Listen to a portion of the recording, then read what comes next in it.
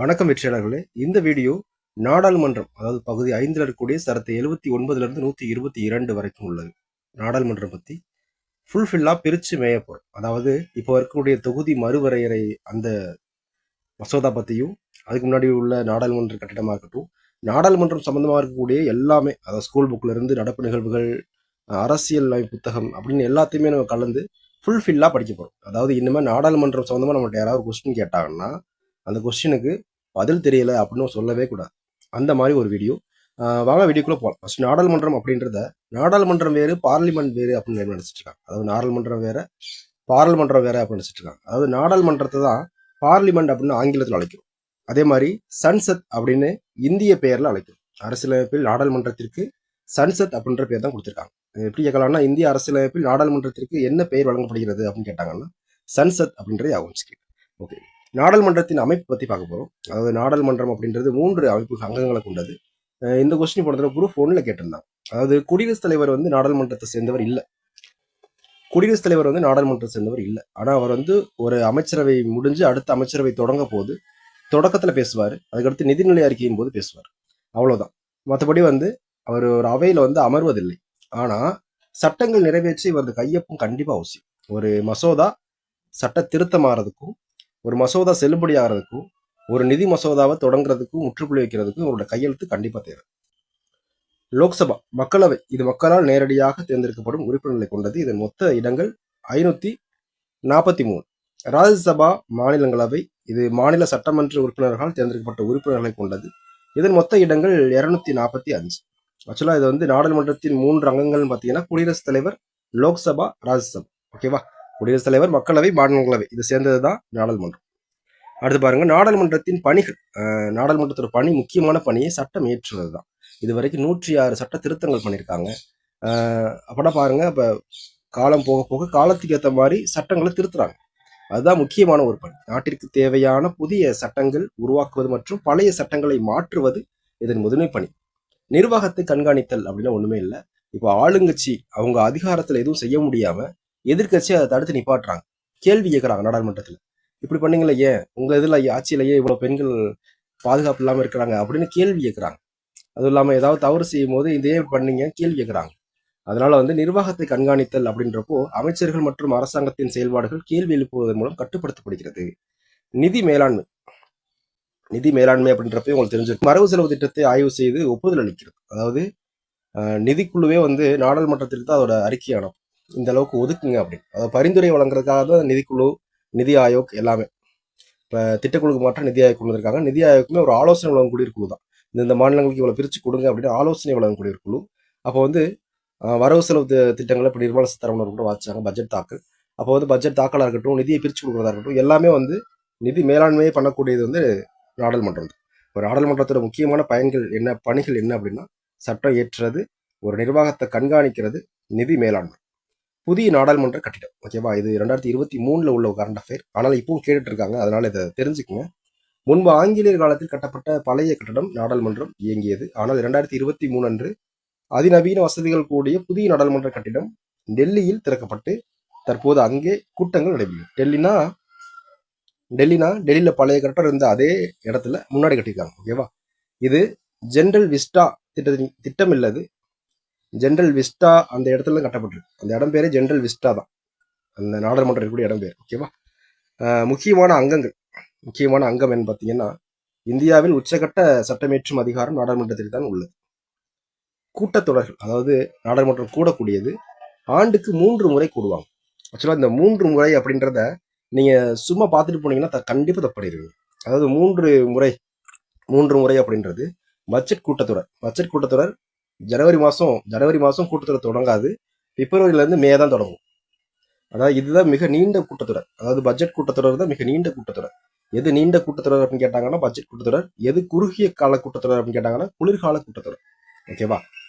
இதுல வந்து 3 மாதங்கள்ல கூட்டத்தொடர் தொடங்காது. அதாவது பார்த்தீங்கன்னா ஜனவரி, அடுத்து பார்த்தீங்கன்னா ஜூன், அடுத்து பார்த்தீங்கன்னா அக்டோபர். இப்போ மழைக்கால கூட்டத்தொடர் எடுத்துட்டீங்கன்னா ஜூலைலேருந்து செப்டம்பர் நடக்கும். அடுத்து செப்டம்பர் அக்டோபர் நடக்காது. குளிர்கால கூட்டத்தொடர் நவம்பர்லேருந்து டிசம்பர் வரும். அதாவது நவம்பர், டிசம்பர் 2 மாதம் தான். இதுதான் மிக குறைந்த கால கூட்டத்தொடர். இப்போ நம்ம வந்து 12 மாதத்தை மூணு கூட்டத்தொடர் நடக்கு 3 நாள் டிவைட் பண்ணி 4 நாளாக போட்டுடலாம் அப்படின்னு நினச்சிட்டு போனீங்கன்னா அது ரொம்ப பெரிய முட்டாள்தனம். ஓகேவா? அப்போ வந்து ஜனவரி, ஜூன், அக்டோபர் இந்த நாட்களில் நாடாளுமன்றம் கூடாது. ஓகே, அடுத்து போவோம். ஒரு ஆண்டுக்கு குறைந்தபட்ச கூட்டங்கள். அரசியலமைப்பின்படி ஒரு ஆண்டில் குறைந்தபட்சம் 2 முறை நாடாளுமன்றம் கண்டிப்பாக கூடும். ஒரு ஆண்டில் 2 முறை, 3 முறை கூடணும்னு போட்டிருக்காங்க.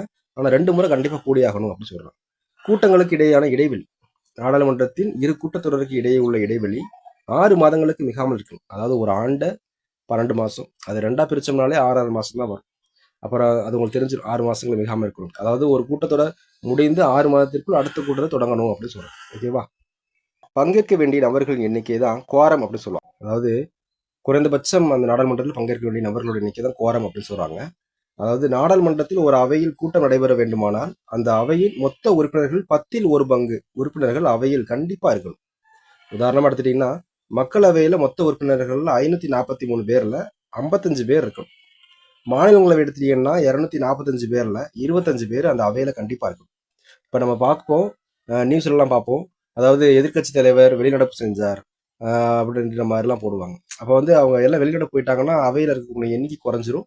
அதனால இப்போ சபாநாயகரோ அல்லது சபாநாயகர் இல்லாத வேலையில துணை சபாநாயகர் ஒருத்தர் இருப்பார். அவரோ அந்த இதை வந்து ஒத்தி வைக்கிறேன் அப்படின்ற மாதிரி பேசுவாங்க, சொல்லுவாங்க. அதே மாதிரி மாநிலங்களவை எடுத்துட்டீங்கன்னா துணை குடியரசுத் தலைவர் இருப்பாரு, அவர் சொல்லுவார். ஓகேவா? இந்த மாதிரி அவையில் ஆள் பத்தல, அதனால நான் ஒத்தி வைக்கிறேன் அப்படின்னு. பழைய நாடாளுமன்ற கட்டிடம் இது வந்து புத்தகத்தில் உள்ள ஒரு செய்திகளை காப்பி பண்ணி தான் உருவாக்கியிருக்கு. எக்ஸ்ட்ரா கொஞ்சம் செய்திகள் போட்டிருக்கு, அவ்வளோதான். 2012-13 இந்த கட்டடத்தை வடிவமைத்தவர் பிரிட்டிஷ் கட்டட கலைஞர்களான எட்வின் லூட்டியஸ் மற்றும் ஹெர்பர்ட் பேக்கர் அப்படின்றவங்க. இவர்களின் பெயராலே டெல்லியில் உள்ள மையப்பகுதி லூட்டியன் ஸ்டெல்லி அப்படின்னு அழைக்கப்படுகிறது. இந்த கட்டிடம் 1920 ஆரம்பிச்சு 27 கட்டி முடிக்கிறாங்க. அதாவது இந்த டேட் பார்த்துங்க, இது ஒரு முக்கியம் இல்லை, இதெல்லாம் தெரிஞ்சுக்கங்க. ஓகேவா? கூற்று காரணங்கள் ஏதாவது கேட்டு நம்மளை செய்யணும்னு நினைச்சாங்கன்னா தப்பிக்கிறதுக்காக பார்த்துக்குங்க. ஓகேவா? அடிக்கல் நாட்டப்பட்ட ஆண்டு பிப்ரவரி 12, 21/12 திருப்பி போட்ட மாதிரியே இருக்கு. ஓகே, கட்டுமானம் முடிக்கப்பட்ட ஆண்டு 1927. திறப்பு விழா எப்போ வச்சிருக்காங்க பார்த்தீங்கன்னா ஜனவரி 18, 1927 வச்சிருக்காங்க. அப்போதைக்கு வைஸ்ராயா இருந்த அதாவது லார்ட் இருவின் அவர்கள் தான் திறந்து வச்சிருக்காரு. ஜூன் 30 சர்வதேச நாடாளுமன்ற தினம், அதாவது உலகம் எல்லாத்துக்குமே நாடாளுமன்ற தினம் அப்படின்னு ஜூன் 30 அனுசரிக்கிறோம். நவம்பர் 26 அரசியலமைப்பு தினம் அப்படின்னு போட்டிருக்காங்க. அதாவது நவம்பர் 26 அரசியலமைப்பு தினம், அதாவது நம்ம அரசியலமைப்பை ஏற்றுக்கொண்ட அந்த நவம்பர் 26 தான் அரசியலமைப்பு தினம் அப்படின்னு சொல்றாங்க. ஓகேவா? அடுத்து போவோம். இந்த முக்கியமான நிகழ்வுகள் தேதி இது நமக்கே மறந்து போயிடும். ஓகேவா? இதுல இருந்து கொஸ்டின் கேட்டாங்கன்னா ஒன்றும் தெரியாம முடிக்கக்கூடாது. அதுக்காக தான் இது ஒரு நோட் எடுத்து கண்டிப்பா நோட் பண்ணி வச்சுக்கோங்க. இது கண்டிப்பா முக்கியமா தேவைப்படும். ஸ்கூல் புக்கில் உள்ள ஒரு தகவல் தான், அடிக்கடி கேட்டுக்கிட்டு இருக்க ஒரு தகவல். இந்திய தேசிய கொடி அங்கீகரிக்கப்பட்டது. ஆண்டையும் பார்த்துங்க, நாளையும் பார்த்துங்க. 1947 ஜூலை 22. அடுத்து அரசியலமைப்பு ஏற்றுக்கொள்ளப்பட்டது 1949 நவம்பர் 26. தேசிய கீதம் ஏற்றுக்கொள்ளப்பட்டது, ஜனகணமன ஏற்றுக்கொள்ளப்பட்டது 1950 ஜனவரி 24. ஓகேவா? அதே மாதிரி தேசிய பாடலும் 1950 ஜனவரி 24. அரசியலமைப்பு நடைமுறைக்கு வந்த தினம், அதாவது நம்ம குடியரசு தினம் கொண்டாடக்கூடியது 1950 ஜனவரி 26. இப்போ 2 நாள் கழிச்சு. ஓகேவா? அப்போ உச்சநீதிமன்றம் தொடங்கப்பட்டது அதுக்கடுத்து 2 நாள் கழிச்சு. அப்படி பாருங்க, 1950 ஜனவரி 28. நாடாளுமன்றத்தோட முதல் அமர்வு நடைபெற்றது, அதாவது முதல் அமர்வு கூட்டம் 1952 மே மாதம் 13. ஓகேவா?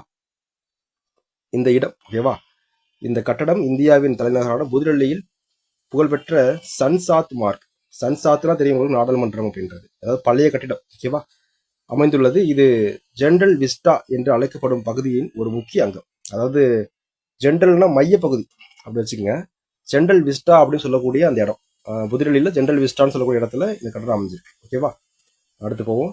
இதை நீங்கள் பார்த்தீங்கன்னா புரியும். ஓகேவா? இது வந்து பழைய கட்டிடம், ரவுண்ட் ஷேப்ல இருக்கும். இது புது கட்டிடம் ட்ரையாங்கிள் ஷேப்ல இருக்கும். இது சர்க்கிள் ஷேப்ல, இது ட்ரையாங்கிள் ஷேப்ல. இந்த சர்க்கிள் ஷேப் இருக்குல்ல, இந்த ரவுண்டு ஷேப், இந்த ஷேஃபே வந்து மத்திய பிரதேசத்துல ஷவுசந்த் யோகினி அப்படின்னு ஒரு கோயில் இருக்கும். ஷவுசந்த் யோகினி அப்படின்னு ஒரு கோயில். அந்த கோயில் இந்த காட்டுறான் பாருங்க இந்த படத்துல, இந்த கோயில்ல இருந்து காப்பி அடிச்சு இந்த இதை உருவாக்கியிருப்பாங்க. உங்களுக்கே தெரியும், நீங்க இந்த நாடாளுமன்றத்தை ஃப்ரெண்ட்ல இருந்து பாத்தீங்கன்னாலும் இதை ஃப்ரெண்ட்ல இருந்து பார்க்கும்போது உங்களுக்கு அப்படியே தெரியும். ஓகேவா?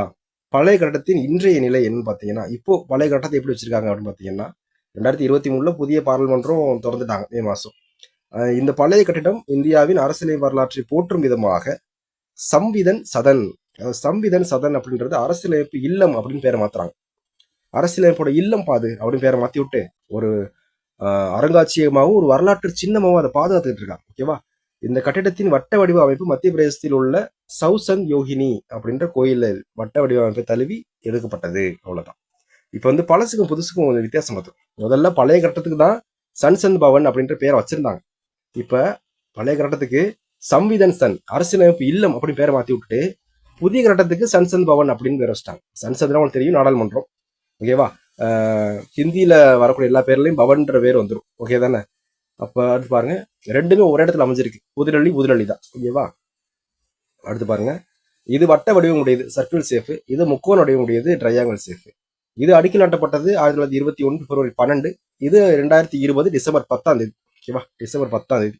அடுத்து பாருங்க, திறக்கப்பட்டது ஜனவரி 18, 1927, இது 2023 மே 28. ஓகேவா? அடுத்து திறந்து வைத்தவர் இங்க வந்து இர்வின் பிரபு அவர்கள் திறந்து வைக்கிறாங்க, இங்க நரேந்திர மோடி அவர்கள் திறந்து வைக்கிறாங்க. கட்டிட கலைஞர்கள் வந்து இங்க எட்வின் லூட்டியஸ் மற்றும் ஹெர்பர்ட் பேக்கர், இங்க வந்து பீமல் படையல் அப்படின்றவர். ஓகேவா? HCB டிசைனர்னு போட்டிருக்காங்க. HCB டிசைனர், இதை பத்தி எனக்கு தெரியல. ஓகே. அடுத்து லோக்சபா இருக்கைகள், இங்க வந்து 543 இருக்கைகள், இது வந்து 888 இருக்கைகள். இது 888 இருக்கைகள் வந்து 2026 தொகுதி மறுவரையறை செய்ய போறோம், அதனாலேயே சீட்டு கூடுன்றத கருத்தில் வச்சு கட்டிருக்காங்க. ஓகேவா? ராஜ்யசபாவோட இருக்கைகள் வந்து 250, இப்போ வந்து 384 இருக்கைகள் இருக்கு. ஓகேவா? மொத்தம் உள்ள 8 யூனியன் பிரதேசங்கள்ல புதுடெல்லியில 3 சீட்டு, புதுச்சேரிக்கு 1 சீட்டு, ஜம்மு காஷ்மீருக்கு 3 சீட்டு, லடாக்குக்கு 1 சீட்டு மட்டும்தான் ராஜ்யசபையில பிரதிநிதித்துவம் கொடுத்துருக்காங்க. அப்போ மற்றபடி சத்தீஸ்கர் இருக்கு, தாத்ரா நாகர் ஹவேலி இருக்கு, இந்த மாதிரி இருக்கக்கூடிய பகுதிகள்லாம் வந்து யூனியன் பிரதேசம் தானே. அந்த யூனியன் பிரதேசங்களுக்குலாம் ராஜ்யசபால சீட்டே இல்லை. அப்போ வந்து 8 யூனியன் பிரதேசங்கள்ல புதுடெல்லிக்கு 3, புதுச்சேரிக்கு 1, ஜம்மு காஷ்மீருக்கு 3, லடாக்குக்கு 1, இது மட்டும்தான் கொடுத்துருக்காங்க. மற்ற யூனியன் பிரதேசங்கள்லாம் சீட்டு இல்லை. ஓகேவா? அடுத்து போவோம். அதாவது நிர்ணயிக்கப்பட்ட எண்ணிக்கை, தற்போது இருக்கக்கூடிய எண்ணிக்கை, அதுல மாநிலங்கள்ல இருந்து எவ்வளவு பேரு, யூனியன் பிரதேசத்துல இருந்து எவ்வளவு பேரு, நியமன உறுப்பினர் எத்தனை பேரு அப்படின்றத இந்த வீடியோ இந்த பாக்ஸ்ல பார்க்க போறோம். ஓகே, போகுமா? ராஜ்யசபா அப்படின்னு சொல்லக்கூடிய மாநிலங்களவையில 250 பேர் வைக்கலாம். ஆனா இப்போதைக்கு 245 பேர் தான் அதுல இருக்காங்க. ஓகேவா? மாநிலங்கள்ல இருந்து 225 பேர், யூனியன் பிரதேசங்கள்ல இருந்து 8 பேர், நியமன உறுப்பினர்கள் 12 பேர். இந்த நியமன உறுப்பினர்கள் 12 பேர் அப்படின்றது குடியரசுத் தலைவரோட அதிகாரம் ஆர்டிகல் 80ல இருந்து சொல்லப்படக்கூடியது.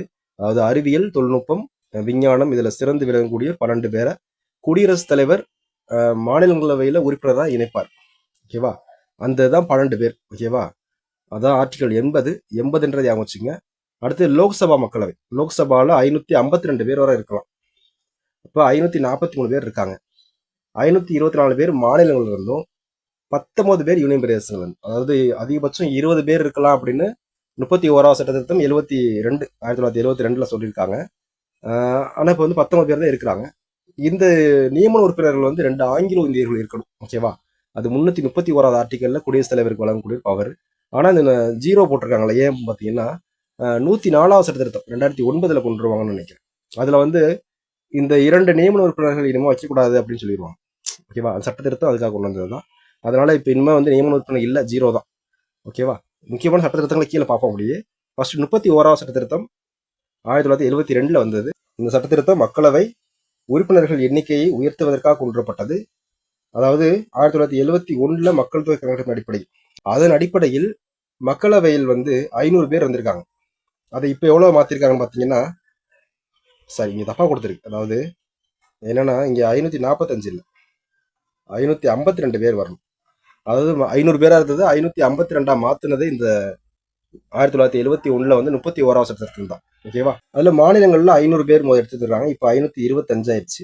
யூனியன் பிரதேசங்கள்ல 25 பேர் எடுத்துட்டு இருந்திருக்காங்க. இப்போ வந்து அதை 5 பேரை குறைச்சு 20 பேர் ஆக்கிட்டாங்க. அதிகபட்சம் 20 பேர் நீங்க யூனியன் பிரதேசங்கள்ல எடுத்துக்கங்க அப்படின்னு. ஆனா அதுலயும் ஒரு பேரை குறைச்சு 19 பேரை தான் இப்ப எடுத்திருக்கோம் நம்ம. தற்போது 19 இடங்கள் மட்டும்தான் யூனியன் பிரதேசங்கள்ல எடுக்கப்பட்டிருக்கு. அந்த இடம் என்னன்னு பாத்துக்கங்க. இது தேவையில்லை தான், இருந்தாலும் அதிகபட்சம் குறைந்தது ஒரு இடங்களை பிடித்துள்ளது இந்த மாதிரிலாம் கேட்கலாம். அதுக்காக உங்களுக்காக ரெடி பண்ணி வச்சிருக்கேன். பார்த்துக்குவோம். டெல்லி அப்படின்றது 7 சீட்டு பிடிச்சிருக்காங்கப்பா. ஜம்மு காஷ்மீர் 5 இடங்கள், புதுச்சேரி 1 இடம், அந்தமான் நிக்கோபாத் 1 இடம், சத்தீஸ்கர் 1 இடம், தாத்ரா நாகர் ஹவேலி, டமயூ, தையூ இதெல்லாம் 2 இடம், லட்சத்தீவு 1 இடம், லடாக் 1 இடம், மொத்தம் 19 இடங்கள். ஓகேவா? அதிகபட்சம் 20 சீட் இருக்கலாம், 19 தான் பிடிச்சிருக்காங்க. லோக்சபாவில் ஆங்கிலோ இந்தியர்களுக்கான 2 நியமன இடங்கள், 104வது சட்ட திருத்தம் 2019, நான் 2009 சொல்லிட்டேன், சாரி மன்னிச்சிருங்க. 104வது சட்ட திருத்தம் 2019 மூலம் நீக்கிவிடப்பட்டது. எனவே தற்போது நியமன உறுப்பினர் எண்ணிக்கை 0. ஓகேவா? தொகுதி மறுவரையறை. இப்ப ஏன் இந்த தொகுதி மறுவரையறை பேசக்கூடாது இருக்கு?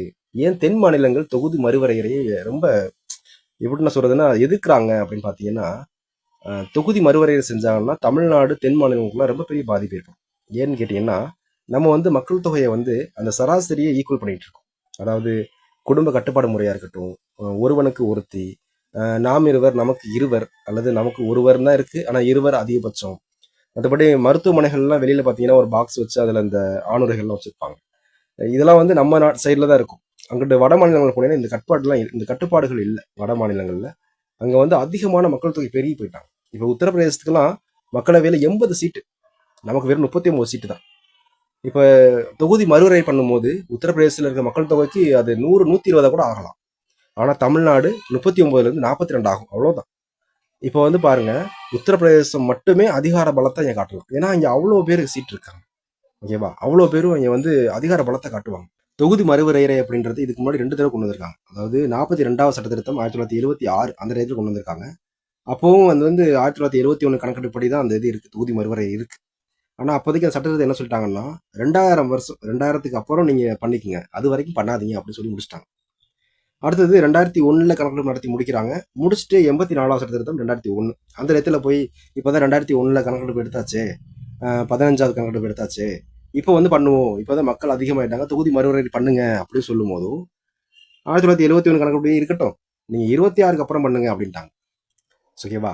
இப்போ 21 மக்கள் தொகை கணக்கெடுப்பு எடுக்கல, 26ல தான் இப்போ அதுக்கானதை எடுத்துக்கிட்டு இருக்கோம். ஏன்னா 21 கொரோனா வந்துச்சு, அதனால எடுக்க முடியல, இப்போ எடுத்துக்கிட்டு இருக்காங்க. இப்போ எடுத்துக்கிட்டு இருக்காங்க, இதை பண்ணுவோம் அப்படின்னு சொல்லி சொல்லும் போதும் நிறைய பேர் எதிர்க்கிறாங்க. ஆனால் இதை வந்து நம்ம எப்படி நினைப்பாங்க, நிறைய பேர் ஏன் இப்படி எதிர்க்கிறாங்க அப்படின்னு நினைப்பாங்க. ஆனால் எதிர்த்து தான் ஆகணும். ஏன்னா தென் மாநிலங்களுக்கு சுதந்திரம் போயிடும், அதனால இதை எதிர்த்து தான் ஆகணும். ஓகேவா? இதில் வந்து மோடி என்ன டிஸ்ட் பண்ணிட்டாங்க அப்படின்னா, நீங்க மறுவரையறை செஞ்சதுக்கு அப்புறம் தான் பெண்களுக்கு இடஒதுக்கீடு அப்படின்னு 106வது சட்டத்தை கொண்டு வந்தார். 106வது சட்ட திருத்தம் என்ன சொல்லுது அப்படின்னா, தொகுதி மறுவரையறைக்கு பின்பு பெண்களுக்கான 33% இடஒதுக்கீடு பின்பற்றப்படும் அப்படின்னு போட்டாங்க. அப்ப தொகுதி மறுவரையறை செஞ்சாதானே பின்பற்ற முடியும். ஓகேவா? அப்ப பெண்களுக்கு இடஒதுக்கீடு வேணும்னா தொகுதி மறுவரையறை செஞ்சாகணும் அப்படின்ற மாதிரி இருக்கு. இப்போ 2026க்கான மக்கள் தொகை கணக்கெடுப்பு 16வது கணக்கெடுப்பு தற்போது எடுக்கப்பட்டு வருகிறது. இது முடிந்த பின்பு தொகுதி மறுவரையறை செய்யப்படும் அப்படின்னு சொல்றாங்க. ஆனா இப்போ எலெக்ஷன் டைம்ல கூட ஒரு மசோதா கொண்டு வந்தாங்க, ஆனா தோத்து போயிட்டாங்க. ஆனா மறுபடியும் அதை கொண்டு வருவாங்க.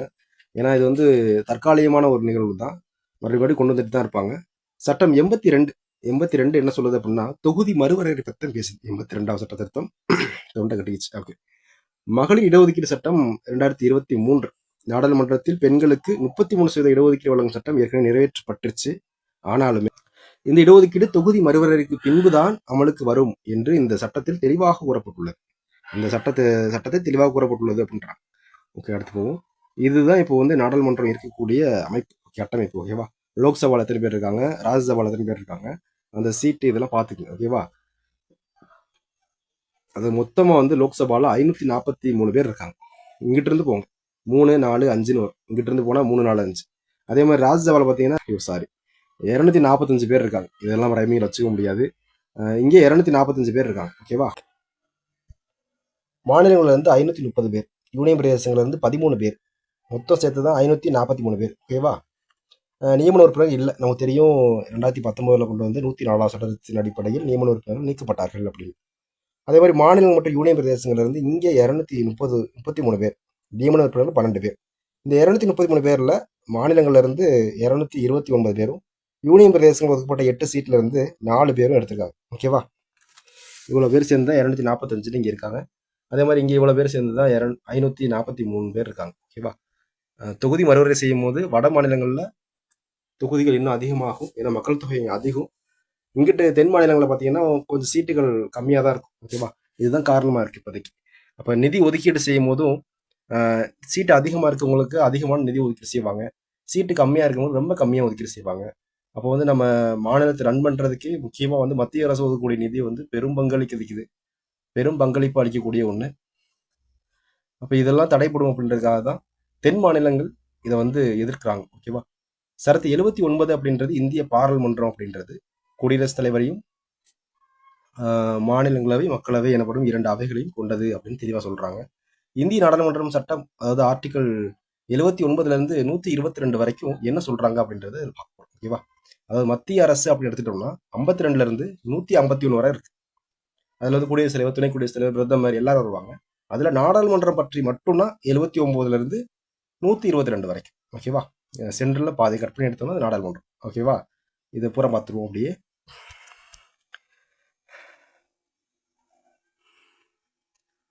29வது சட்டப்பிரிவு நாடாளுமன்றத்தோட அமைப்பு பத்தி சொல்லுது. அதாவது அமைப்புனா குடியரசுத் தலைவர் இருப்பாங்க, மாநிலங்களவை, மக்களவை, இது மூன்றும் இணைந்த நாடாளுமன்றம் அப்படின்னு சொல்றாங்க. ஓகேவா?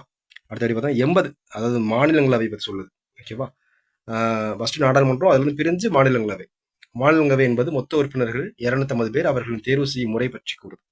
81 அப்படின்றது மக்களவை அமைப்பு பத்தி சொல்லுது. மக்களவையின் உறுப்பினர்கள் எண்ணிக்கை மற்றும் நேரடி தேர்தல் முறைகளை பற்றி விளக்குகிறது. 82 அப்படின்றது தொகுதி மறுவரையறை. ஏற்கனவே சொல்லியிருந்தேன், 82 அப்படின்றது தொகுதி மறுவரையறை பத்தி பேசுது. அப்படி ஒவ்வொரு மக்கள் தொகை கணக்கெடுப்பிற்கு பிறகும் தொகுதிகளை சீரமைக்க வேண்டும் அப்படின்னு இந்த சட்டம் கூறுது. ஒவ்வொரு தடவையும் மக்கள் தொகை கணக்கெடுப்பு எடுத்ததுக்கு அப்புறம் தொகுதியை வந்து சீரமைக்கணும், அதாவது அப்படின்னு சொல்றாங்க. ஓகேவா? அது 10 வருஷத்துக்கு ஒரு தான் மக்கள் தொகை கணக்கெடுப்பு எடுக்கிறோம். 10 வருஷத்துக்கு நம்ம வந்து பண்ணாம 71ல அப்போதைக்கு வந்து ஆங்கிலேயரோட ஆட்சி காலம் முடிஞ்சு அப்பதான் கொஞ்சம் மக்கள் ரிலீஃப் ஆயிருப்பாங்க. அப்போதைக்கு ரொம்ப குறைவான மக்கள் தொகை இருந்திருக்கும். இப்போ நம்ம சீனா ஓவர்டேக் பண்ணி முன்னாடி போறோம். ஓகேவா? இந்த மாதிரி டயத்துல போய் தொகுதி மறுவரையறை அப்படின்றது ஒரு முக்கியம்தான். 83 வந்து அவைகளின் பதவி காலம். அதாவது மக்களவைக்கு 5 ஆண்டுகளும் மாநிலங்களவைக்கு ஒரு நிரந்தர அவை, அதுக்கு வந்து 6 ஆண்டுகள் பதவி காலம் என விளக்குகிறது. அதாவது 83ன்றது பதவி காலத்தை விளக்குது. மாநிலங்களவை அப்படின்றது 2 ஆண்டுகளுக்கு ஒரு முறை 1/3 பங்கு உறுப்பினர்கள் வெளில போவாங்க, 1/3 பங்கு உறுப்பினர்கள் உள்ள வருவாங்க. புதுசா பழசு தள்ளிட்டு புதுசு எடுத்துக்கிறது, அந்த மாதிரி. ஓகேவா? 6 ஆண்டுகள் தான் பதவி காலம். ஓகேவா? அது நிரந்தரமான அவை கலைக்க முடியாது. 84 உறுப்பினர்கள் தகுதி பற்றி சொல்லுது. அது நாடாளுமன்ற உறுப்பினர் ஆகணும்னா அவங்க வந்து லோக்சபாவா இருந்தா 25 வயசும், ராஜ்யசபாவா இருந்தா 30 வயசும் பெற்றிருக்கணும். முதன்மையா வந்து இந்திய குடிமகனா இருக்கும். மற்றபடி அவ்வப்போது நாடாளுமன்றம் அறிவிக்கக்கூடிய தகுதிகளை பெற்றிருக்க வேண்டும் அப்படின்றது. 85ன்றது ஒரு முக்கியமான ஒரு ஆர்டிகல். அதாவது கூட்டத்தொடர் மற்றும் கலை பற்றி பேசக்கூடியது. அதாவது நம்பிக்கையில்லா தீர்மானம் அப்படின்னு சொல்லுவாங்க. அந்த நம்பிக்கையில்லா தீர்மானத்தை கொண்டு வந்தோம்னா கொண்டு வந்து அந்த ஆட்சி அதை ஜெயிக்க முடியல, தோத்துருச்சு அப்படின்னா அந்த பிரதமர்ல இருந்து அந்த ஆட்சியில் இருக்கக்கூடிய எல்லாருமே வெளில வந்துடும். அவை கலைக்கப்படும், புதுசா எலெக்ஷன் வச்சு புதுசா தேர்ந்தெடுப்பாங்க. நேரு அவர்கள் பிரதமர் இருக்கும்போது கூட முதல்ல நம்பிக்கையில்லா தீர்மானத்தை கொண்டு வந்தாங்க. முதல் நம்பிக்கையில்லா தீர்மானம் கொண்டுப்பட்டுச்சு. ஆனா அது நேரு அவர்கள் வந்து வெற்றி அடைஞ்சிட்டாங்க, தோல்வி அடையல. பாத்துங்க, நம்பிக்கையில்லா தீர்மானம் பற்றி அடுத்த வீடியோ பார்ட் 2ல வரும்போது அதை பேசுவேன். ஏன்னா நாடாளுமன்றத்தை கூட்டுதல், ஒத்திவைத்தல் மற்றும் மக்களவை கலைக்கும் அதிகாரம் பற்றியதான் 85வது சரத்து. 100 அப்படின்றது வாக்கெடுப்பு மற்றும் குரம், அதாவது கௌரம் அப்படின்னு சொல்லுவாங்க, கோரம் அப்படின்னு சொல்லுவாங்க. ஓகேவா? இது குரம்னு விழுந்துருச்சு, கோரம். ஓகேவா? கோரம்ன்றது ஞாபகம் வச்சுக்கோங்க. அவையில் முடிவுகள் எடுக்கப்படும் மற்றும் முறை மற்றும் குறைந்தபட்சம் 10ல் 1 பங்கு உறுப்பினர்கள் இருப்பதை உறுதி செய்வதுதான் கோரம் அப்படின்னு சொல்லுவாங்க. அதாவது இந்த 100 அப்படின்றது முக்கியமான ஒரு ஆர்டிகல். அதாவது இப்போ சபாநாயகர் வந்து ஓட்டு எடுக்கிறாரு. ஒரு மசோதா வச்சு இந்த மசோதாக்கு சப்போர்ட்டா பண்றவங்க யாரு, அன்சப்போர்ட்டா இருக்கவங்க யாருன்னு ஒரு ஓட் கணக்கு எடுக்கிறாரு. அப்போதைக்கு இதுல வந்து 100 பேர்ல 50-50 இருக்காங்கன்னு வச்சுக்கோங்க. அப்போதைக்கு வந்து யாருக்கு நம்ம தீர்ப்பு சொல்லலாம் அப்படின்றத சபாநாயகரோட ஒரு ஓட்டு தான் கணக்கு எடுக்கும். ஒரு ஓட்டு தான் முடிவு செய்யும். சபாநாயகர் இங்கிட்டும் ஓட்டு போடலாம், அங்கிட்டும் ஓட்டு போடலாம். அதை யாரும் தட்டி கேட்க முடியாது அப்படின்றது அந்த ஆர்டிகல் 100. சபாநாயகரோட ஒற்றை ஓட்டு அதை காட்டக்கூடியது அந்த ஆர்டிகல் 100 அப்படின்றது. ஓகேவா? அவையின் முடிவுகள் சமமாக இருக்கும்போது சபாநாயகர் தன்னோட ஒற்றை ஓட்டை யாருக்கு வேணா போடலாம் அப்படின்றது அந்த ஆர்டிகல் 100ன்றது முக்கியமான ஒன்று. ஓகேவா? 105 அப்படின்றது நாடாளுமன்ற சலுகைகள். நாடாளுமன்ற உறுப்பினர்களின் பேச்சு சுதந்திரம் மற்றும் அவர்களின் சிறப்பு அதிகாரங்களை பாதுகாக்கிறது. அது நாடாளுமன்றத்தை பேசுறதை வச்சு நீதிமன்றம் எதுவும் செய்ய முடியாது, நீதிமன்றம் தலையிட முடியாது அப்படின்ற மாதிரி வரும். ஆர்டிகல் 122 இதுதான் சொல்லும். ஓகேவா? 108 அப்படின்றது நாடாளுமன்ற கூட்டம். அதாவது 2 அவைகளுக்கு இடையில வந்து முட்டுக்கட்டையா இருக்கும்போது இந்த அவை சொல்லக்கூடியதை, அதாவது மக்களவை சொல்லக்கூடியதை மாநிலங்களவையும், மாநிலங்கள் சொல்லக்கூடாத மக்களவையும் எதிர்த்துக்கிட்டே இருக்கும்போது குடியரசுத் தலைவர் வந்து என்ன சொல்லுவார்னா 2 பேரையும் கூட்டி உட்கார வச்சு பேசுவார். அதுக்கு வந்து சபாநாயகரை தலைமை தங்க வைப்பார். அதுதான் கூட்டம் அப்படின்றது. ஓகேவா? அது வந்து 108 அப்படின்றது தான் கூட்டத்துக்கு குறிப்பிட்டது. 108 நமக்கு தெரியும் ஆம்புலன்ஸ் அப்படின்னு. இது கூட்டத்துக்கும் ஆம்புலன்ஸுக்கு மாதிரி சம்மந்தம் வச்சுக்கோங்க. ஓகேவா? 110 அப்படின்றது பண மசோதா, மணி பில்லை பத்தி குறிப்பிடுது. பண மசோதா அப்படின்னா என்ன அப்படின்றதுக்கு வரையறை வந்து 110 அதுதான். ஓகேவா? அடுத்து 112 இது வந்து ஆண்டு நிதிநிலை அறிக்கை, பட்ஜெட் தாக்கல் செய்யக்கூடிய ஒரு இது. ஆனா அரசியலமைப்பு புத்தகத்துல பட்ஜெட் அப்படின்ற வார்த்தையே இல்லை. ஓகேவா? நிதி அறிக்கை அப்படின்னு தான் இருக்கு. நாடாளுமன்றத்தில் சமர்ப்பிக்கக்கூடிய ஒரு இதுதான் 112. 112 122 உங்களுக்கு குழப்பம் அப்படின்றதுக்காக தான் பக்கத்தில் கொடுத்துருக்கேன். ஓகேவா? 122 அப்படின்றது நாடாளுமன்றத்தின் செயல்பாடுகளில் நீதிமன்றம் தலையிடக்கூடாது அப்படின்னு குறிப்பிடக்கூடிய இந்த நாடாளுமன்ற இறையாண்மையை பாதுகாக்கும் ஒரு முக்கிய விதி. ஓகேவா? 122 மாநிலங்களவை பத்தி பார்க்க போறோம். ஓகேவா? முதல்ல 5 இடங்கள்ல கூட மாநிலங்களவை. உத்தரப்பிரதேசத்துக்கு 31 சீட்டு, மகாராஷ்டிராவுக்கு 19 சீட்டு, தமிழ்நாட்டுக்கு 18 சீட்டு, மேற்கு வங்காளத்துக்கு 16 சீட்டு, பீகாருக்கு 16 சீட்டு. ஓகேவா? மேற்கு வங்காளம் பீகாரும் 16 பெற்று. இதை வரிசைப்படுத்துக்கன்னு கேட்டாங்கன்னா தெரியணுன்றக்காக தான் கொடுத்துருக்கேன். தெரிஞ்சுக்கோங்க, கொஞ்சம் நோட் பண்ணி வச்சுக்கோங்க. ஓகேவா? சடனாக ஞாபகம் வராது. நோட் பண்ணி வச்சு 2 முறை பார்த்தீங்கன்னா ஞாபகம் வந்துடும். இந்திய அரசியலமைப்புல சரத்து 80 அப்படின்றது மாநிலங்களவையின் அமைப்பு மற்றும் அதன் அதிகாரத்தை பற்றி விரிவாக கூறக்கூடியதான் சரத்து 80 அப்படின்றது. மாநிலங்களவை என்பது நாடாளுமன்றத்தின் மேலவை மற்றும் அல்லது மாநிலங்களின் அவை அப்படின்னு அழைக்கப்படுது. 79 அப்படின்றது நாடாளுமன்றத்தை பத்தி குறிக்குது. 79 அடுத்து 80 அப்படின்றது மாநிலங்களவை பத்தி குறிப்பிடுது. 81ன்றது மக்களவை பத்தி குறிப்பிடுது. அப்படியே வரிசையா வருது. ஓகேவா? அப்படியே பிடிச்சிக்கோங்க. மாநிலங்களின் அமைப்பு அதுதான் சரத்து 80 அப்படின்னு சொல்லுது. எவ்வளவு உறுப்பினர்கள் இருக்காங்க, எவ்வளவு பேர் தேர்ந்தெடுக்கப்படுறாங்க, அந்த 12 பேர் குடியரசுத் தலைவரால் ஆர்டிகல் 80 அடிப்படையில் நியமன உறுப்பினர்களாக சேர்க்கிறாங்க. இதை பத்தி சொல்லுது. ஓகேவா? இவங்களோட தகுதி, அதாவது 30 வயசு, குறைஞ்சபட்சம் 30 வயசு இருக்கணும், இந்திய குடிமகனாக இருக்கணும் அப்படின்றத பத்தி 80 சொல்லுது. நிரந்தர அவை சரத்து 83 என்ன சொல்லுதுன்னா, அதோட பதவி காலத்தை பத்தி மாநிலங்களில் ஒரு நிரந்தர அவை, இதை ஒருபோதும் கலைக்கவே முடியாது. நீங்க மக்களவையில் நம்பிக்கையில்லா தீர்மானத்தை கொண்டு வந்து போடுற மாதிரி இங்க எதுவும் செய்ய முடியாது. இதோட உறுப்பினர் பதவி காலம் 6 ஆண்டுகள். ஒவ்வொரு 2 ஆண்டுகளுக்கு ஒரு முறை 3 1/4 உறுப்பினர்கள் ஓய்வு எடுப்பார்கள். அவர்களுக்கு பதிலாக புதிய உறுப்பினர்கள் உள்ள வருவாங்க அப்படின்னு சொல்றாங்க. ஓகேவா? தேர்ந்தெடுக்கப்படுவார்கள். இது ஒரு மறைமுக தேர்ந்தெடுக்கப்படக்கூடிய முறை தான். ஏன்னா மாநிலங்களுக்கு அவ்வளோ ஒரு பவர் இல்லை, மக்களவை தான் பவர் அதிகம். இப்போ கூட்டத்தை கூட்டும் போதுமே மாநிலங்களவையிலிருந்து எத்தனை பேர் போவாங்க? 243 பேர் போவாங்க. மக்களவையிலிருந்து 543 பேர் போவாங்க. அப்ப யார் சொல்லக்கூடியது இங்க நிலைக்கும்? 540 பேர் இங்க இருக்காங்க, 500 சம்திங் எங்க இருக்காங்க, 200 சம்திங் இங்க இருக்காங்க. இவங்க ஓட்டு அதிகமா இருக்கு, இவங்க ஓட்டு கம்மியா இருக்கு. இதே மாதிரி தொகுதி மறுவரையை செஞ்சாங்கன்னா ஒவ்வொரு மாநிலத்தில் உள்ள ஓட்டும் வேறுபடும் போது உத்தரப்பிரதேசம் மட்டுமே 3-4 மாநிலத்தோட ஓட்டை ஒன்னா வச்சிருக்கும். அப்போ இந்த மெஜாரிட்டியா இருக்கக்கூடிய 3-4 மாநிலங்கள் அந்த இதெல்லாம் சேர்ந்துச்சுன்னா கீழே உள்ள மாநிலங்கள் சொல்லக்கூடிய எதுவுமே நடக்காது, பூர்த்தி அடைய முடியாது. அதனாலதான் இதை தடுக்கிறாங்க. மாநிலங்களவையின் அதிகாரம் மக்களவைக்கு இணையாகவும் சில இடங்களில் மக்களவை விட குறைவாகவும் சில இடங்களில் தனித்துவமான அதிகாரங்களையும் மாநிலங்களவை கொண்டுள்ளது அப்படின்னு சொல்றாங்க.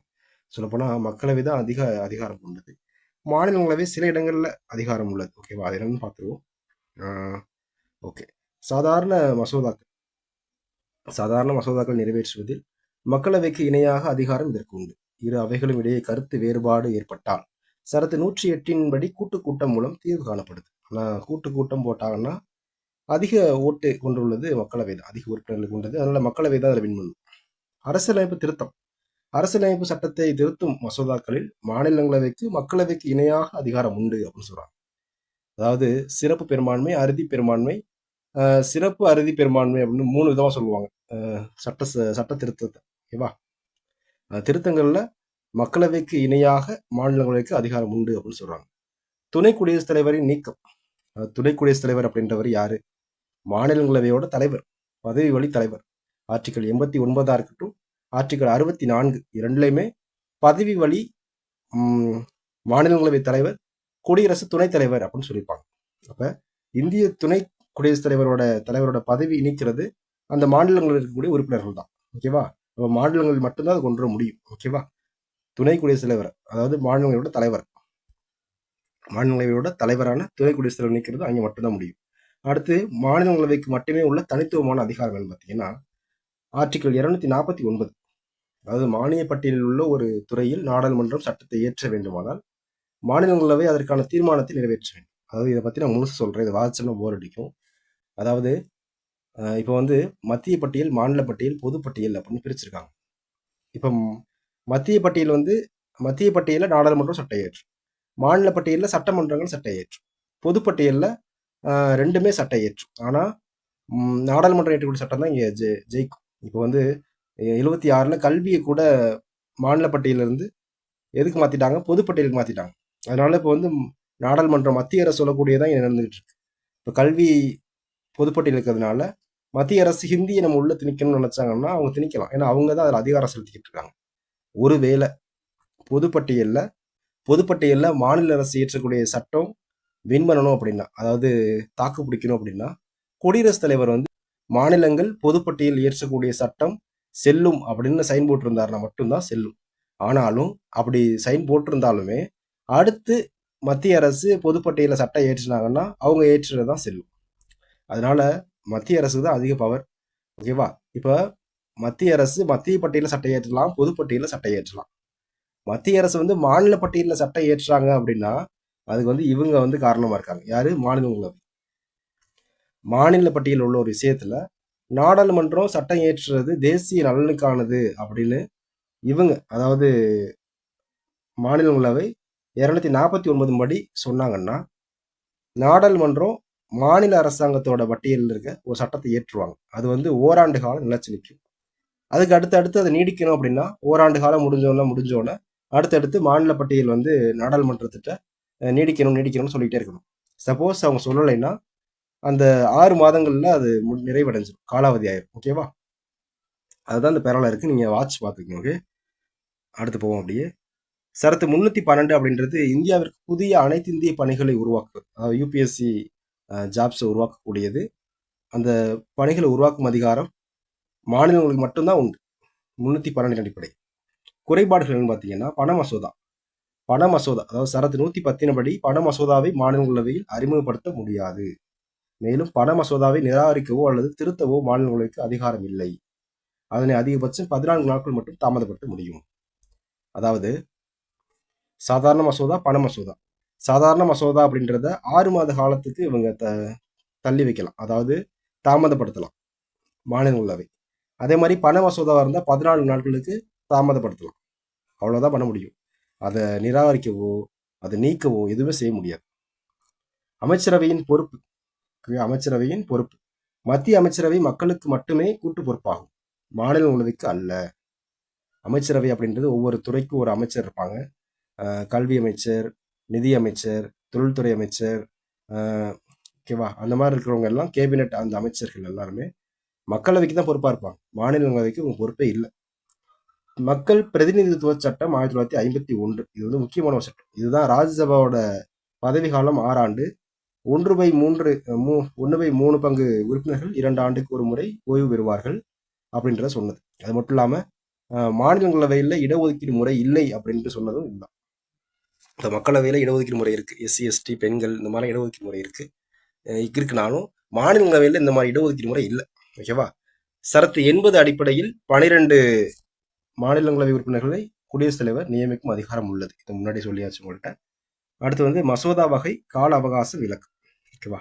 பண மசோதாவாக இருந்துச்சுன்னா 14 நாட்களுக்கு தாமதப்படுத்துவாங்க. ஓகேவா? 14 நாட்களுக்கு மாநிலங்களவை திருப்பி அனுப்புவதில்லை, எனில் அது ஒப்புதல் அளிக்கப்பட்டதாகவே கருதும். 14 நாள் கழிச்சும் இவங்க திருப்பி அவங்க அனுப்பலை, மக்களவைக்கு அனுப்பலை அப்படின்னா மௌனம் சம்மதம் அப்படின்னு எடுத்துக்கிட்டு அவங்க ஓகே அப்படின்னு எடுத்துக்குவாங்க. ஓகேவா?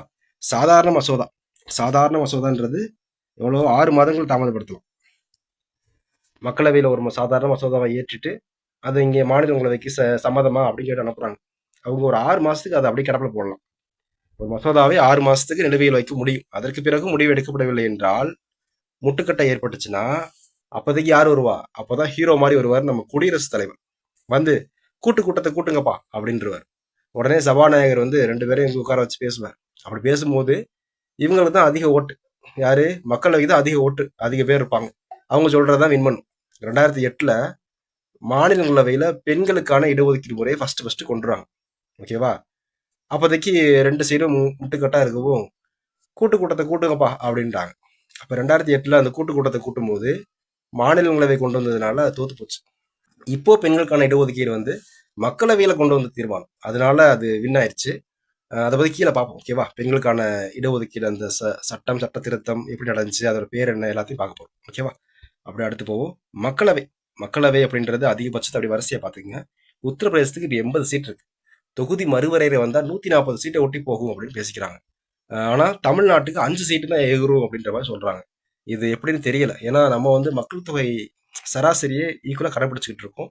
வட மாநிலங்கள்ல அந்த இதெல்லாம் இல்லவே இல்லை. மக்கள் தொகை பெருகி போயிருக்காங்க. பீகார், உத்தரப்பிரதேசம் அதெல்லாம் பெருகி போய் இருக்கக்கூடிய ஒரு இடங்கள். மகாராஷ்டிரம் 48 சீட்டு, மேற்கு வங்காளம் 42 சீட்டு. பீகார் 40 சீட்டு, தமிழ்நாடு 39 சீட்டு பிடிச்சிருக்கும் இப்போதைக்கு. நாடாளுமன்றத்தின் கீழவை அது மக்களின் அவை என்று அழைக்கப்படுகிறது. ஓகேவா?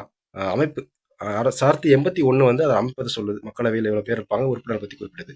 சரத்து 81 வந்து அதிகபட்ச 552 உறுப்பினர்கள் இருக்கலாம் அப்படின்னு சொல்லுது. ஓகேவா? உறுப்பினர்கள் அமைப்பு பத்தி குறிப்பிடுது. பதவி காலம் அப்படின்றது 83 3ல் 2 83 ஆச்சு. சரத்து 83 ஞாபகம் வச்சுக்கோங்க. பொது தேர்தல் முடிந்த முதல் கூட்டத்திலிருந்து 5 ஆண்டுகளுக்கு பதவி காலம் அப்படின்னு சொல்றாங்க. தகுதி அப்படின்றது சரத்து 84 இந்திய குடிமகனாக இருக்கணும், குறைந்தபட்சம் 25 வயசு பூர்த்தி அடைஞ்சிருக்கும். அங்க வந்து 30 வயசு, இங்க 25 வயசு. ஓகேவா? கலை அதாவது 85 தான் சொல்லிட்டேன் உங்கள்கிட்ட. அதாவது என்னது, நம்பிக்கையில்லா தீர்மானம் கொண்டு வரக்கூடியது கலைப்பு. அமைச்சரவையின் ஆலோசனையின் பேரில் குடியரசுத் தலைவர் மக்களவை கலைக்கலாம். அமைச்சரவையின் ஆலோசனை பேர்னா அமைச்சரவையில் அதிகபட்சமா இருக்கக்கூடியவங்க ஆலோசனை பேரில் குடியரசுத் தலைவர் அவையை கலைக்கலாம், அந்த மாதிரி உள்ளது. ஓகே, அடுத்து மக்களவையின் முக்கியமான அதிகாரங்கள் பார்க்கிறோம். மக்களவை மக்களால் நேரடியாக தேர்ந்தெடுக்கப்பட்ட பிரதிநிதிகளை கொண்டிருப்பதால் நிதி மற்றும் நிர்வாக கட்டுப்பாட்டில் அதிக அதிகாரங்களை கொண்டுள்ளது. நிதி அதிகாரங்கள் என்னன்னு பார்த்தீங்கன்னா, பண மசோதாவை மக்களவையில் மட்டும்தான் அறிமுகப்படுத்த முடியும். ஓகேவா? மணிபில் 110 அடிப்படையில் இங்க மட்டும்தான் அறிமுகப்படுத்த முடியும். ஓகேவா? ஒரு மசோதா பண மசோதாவா இல்லை என்பதை தீர்மானிக்கும் அதிகாரம் மக்களவையின் சபாநாயகருக்கு உண்டு.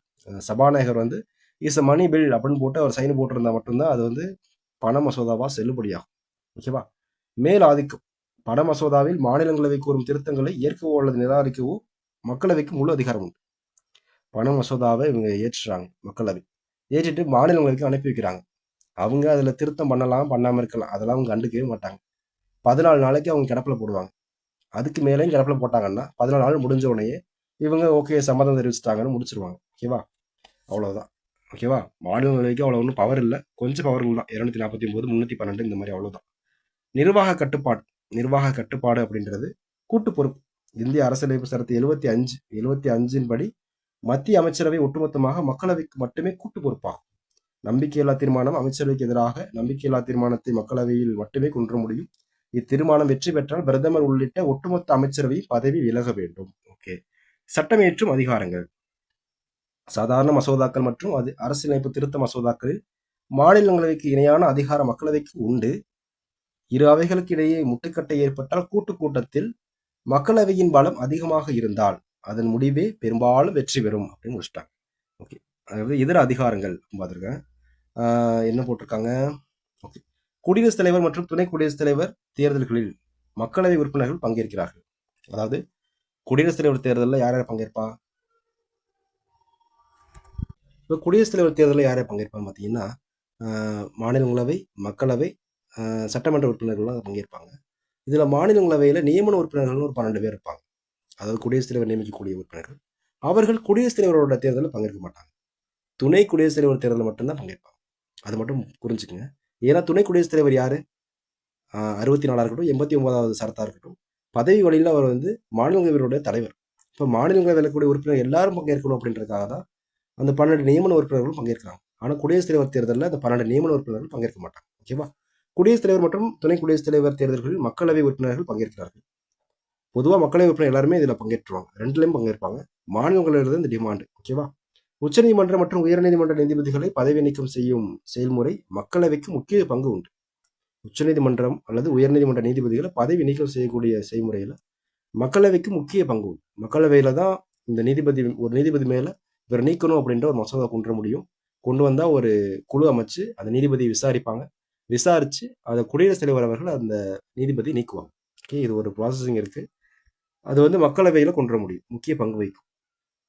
மக்களவைக்கும் மாநிலங்களுக்கும் உள்ள ஒரு சிறிய ஒப்பீடு. ஓகேவா? மக்களவை அப்படின்றது பண மசோதா எடுத்துட்டீங்கன்னா மக்களவையில முழு அதிகாரம் இருக்கு. ஓகேவா? ஆனா மாநிலங்களுக்கு 14 நாள் மட்டும் தாமதப்படுத்தி வைக்கலாம், அவ்வளவுதான். ஓகேவா? அடுத்து பாத்தீங்கன்னா அமைச்சரவை கட்டுப்பாடுன்றது நீக்க அதிகாரம் உங்களுக்கு உண்டு. அதாவது அமைச்சர்களை வந்து கட்சி தகவல் தடை சட்டம் அப்படி கேள்விப்பட்டிருப்பீங்க. 52வது திருத்தம் கொண்டு வந்தாங்க 1985. அது மூலியமோ அல்லது மற்றபடி நம்பிக்கையில்லா தீர்மானம் மூலியமோ அமைச்சர்களை இங்க நீக்கிடலாம். ஓகேவா? ஆனா அவங்க வந்து கேள்வி கேட்கலாம், ஆனா நீக்க முடியாது. ஏன்னா அது ஒரு நிரந்தர அவை. 6 ஆண்டுகள் அவருக்கு பதவி உண்டு. அவர் கேள்வி மட்டும் கேட்டுக்கலாம், அவ்வளவுதான். அவசர பிரகடனம், அதாவது அவசர பிரகடனம் எடுத்துட்டீங்கன்னா 3 அவசர பிரகடனம் இருக்குல்ல. அதாவது தேசிய நெருக்கடி 352, மாநில நெருக்கடி 356, நிதி நெருக்கடி 360. இந்த நெருக்கடி காலங்களில் தொடரணும், நீடிக்கணும். அது இல்லாமல் அதாவது தொடர வேண்டுமானால் ஒப்புதல் மக்களவைகிட்ட கண்டிப்பாக வாங்கணும். மக்களவை கண்டிப்பாக ஒப்புதல் அளிக்கணும். மாநிலங்களவைகிட்ட ஒப்புதல் அவசியம் இல்லை. அடுத்து பதவி காலம் பார்த்தீங்கன்னா இவங்க 5 ஆண்டுகள் அப்படின்றது நியாயமாக சொல்ல முடியாது. திடீர்னு இடையில நம்பிக்கையில்லா தீர்மானம் மாதிரி ஏதாவது ஒரு பாம்பு போட்டு கலைச்சிட்டாங்கன்னா அவ்வளோதான். ஆனால் இது நிரந்தரமான அவை கலைக்க முடியாது. அவ்வளோ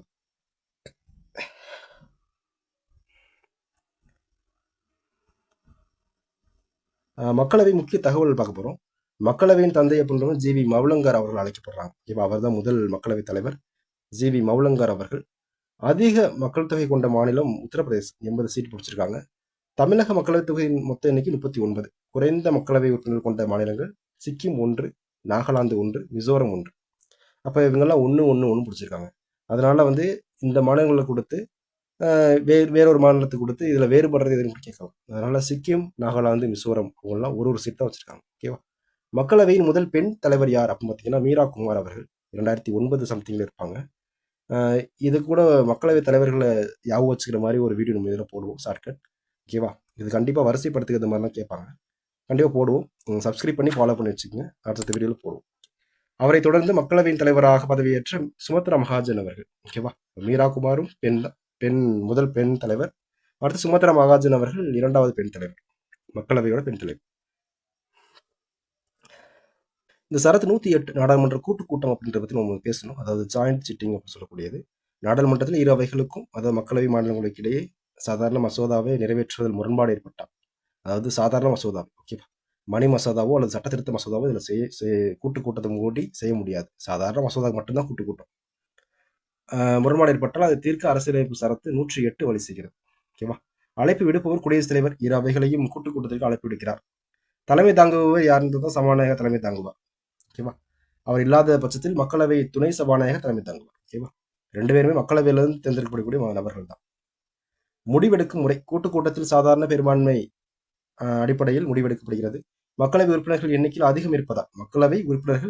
அதிகம் இருப்பதால் பெரும்பாலும் மக்களவை கருத்து வெற்றி பெறும் அப்படின்னு சொல்லிட்டாங்க. ஓகேவா.